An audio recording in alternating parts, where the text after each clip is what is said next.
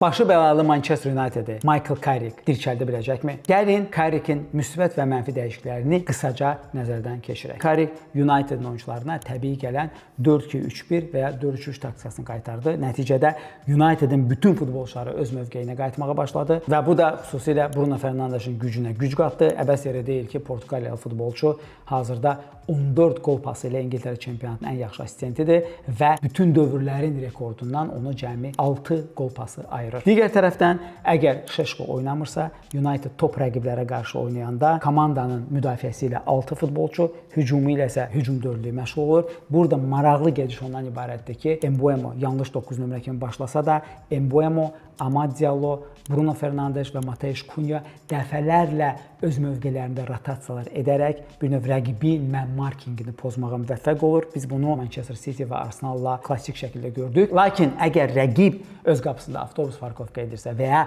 rəqibi fiziki cəhətdən məğlub etmək lazım olursa, burada fundamental oyunçu əlbəttə ki, Benjamin Şeşkodur. Şeşko son 10 oyunda 7 dəfə fərqlənib və onun vurduğu qollar həddindən artıq vacib qollardır. Tipik Taran 9 nömrə kimi oturan komandaya qarşı, Crystal Palace-a qarşı belə başla qol vurur. Digər tərəfdən futbolçu həddindən artıq intellektual olduğundan Arsenal'la maçda Mateus Cunha'nın o möhtəşəm qoluna koridor açan oyuncu Şeşko olur. Çünki bu gördüyümüz epizodda Şeşko əslində mərkəzə girməli idi, amma iki Arsenal müdafiəçisini özü ilə aparıb ortanı boşaltmaq üçün Şeşko məhz sol yarımcınaha girir ki, Cunha'nın koridoru olsun və Braziliyalı da möhtəşəm texnikası ilə bu epizodu qolla bitirir. Carrick'in ən böyük çatışmazlığı isə öz qapısında avtobus parkovka edən və ya kompakt 4-4-2 bloku ilə müdafiə olunan rəqibləri müdafiəsini aşa bilməməsidir. Bu zaman Manchester United cinahlardan hücum etməyə məcbur olur və United'də də eyni zamanda yalnız bir cinah effektiv olduğundan komanda rəqibə cinah yüklənmələri edib topu əks cinaha keçirib yaxşı cəzalandıra bilmir.